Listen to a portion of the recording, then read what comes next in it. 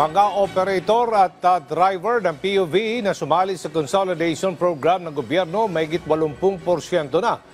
Samantala, route rationalization para sa mga lokal na pamahalaan sa ilalim ng Local Public Transport Route Plans sisimulan na ng DOTR.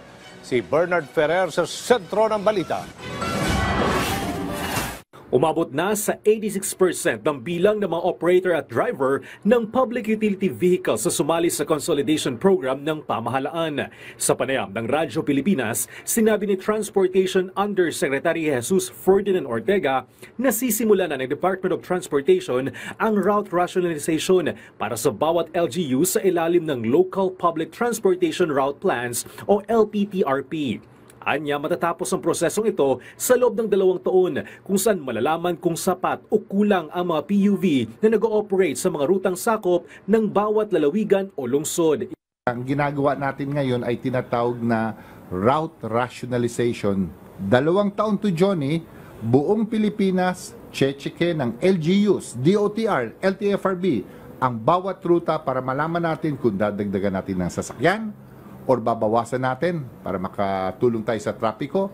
Kapag natapos ang route rationalization, isusunod naman ang Public Transport Modernization Program na layuning palitan ng mga lumang jeepney ng mga makabagong unit. So this will happen for the next 2 years.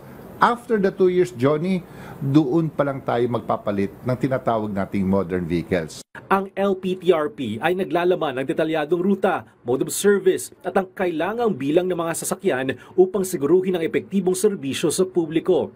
Kasama rin dito ang schedule ng biyahe, lokasyon ng sakayan at babaan at iba pang mahalagang transport facilities.